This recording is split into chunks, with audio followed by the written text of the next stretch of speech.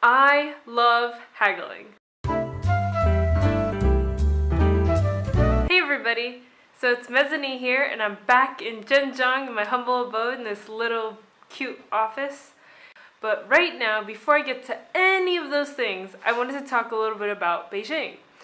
So something that I learned while I was there is in Beijing they have a Silk Road market. And at this market, you would find everything you'd ever want or need. Basically, it's this huge building. It used to be an old street where they would sell different trinkets and different clothes and shoes. But it turned into almost like a mall, but not exactly a mall. So basically from the subway, you can walk directly up there. And there are 5 different floors. The first floor, I think, was all shoes. The second floor was shoes and men's clothes. The third floor, all women's clothes. The fourth floor was traditional Chinese clothes and shoes and, just like those silk scarves, silk jackets, stuff like that. Not only do I love haggling, it's something that I want to do everywhere now.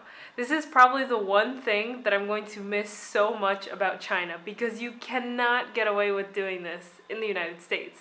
I can't just go into CVS and be like, this toothbrush is a little bit expensive. Can we lower this price?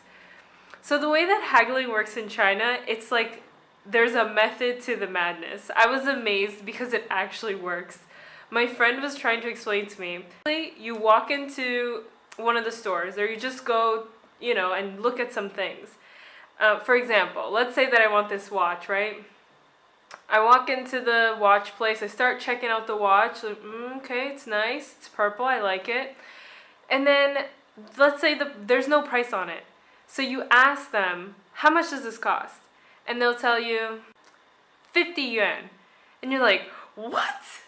50 yuan for this little watch? 50 yuan is the equivalent of like between $8 and $9, which is not a lot of money, but in China, they probably made this for less than 5 yuan. This is probably like 1 yuan for them to make because they buy everything in bulk.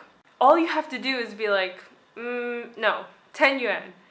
It's a constant battle. So while I'm there saying 10 yuan, I can't raise the price. So she's going to tell me, no, 50. And then I say, no, 10.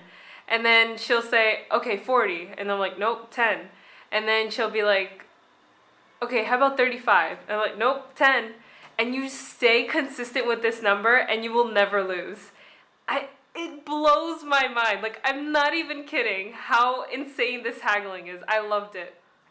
So I was able to get quite a few things that they jacked up the price, but I got them to lower it down. And I spent maybe 32 bucks on a bunch of stuff, which is awesome.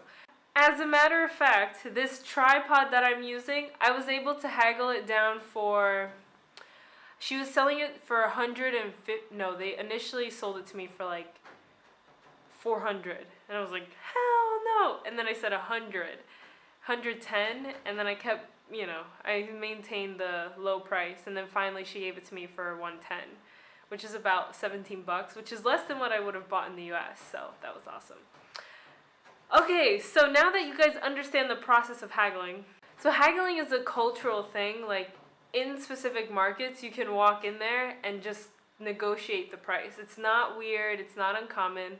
This is what these places were meant for. So these women, when you walk in, you'll notice that there aren't any prices listed anywhere. So you walk into the store and they have a calculator. And on the calculator is how they tell you the price.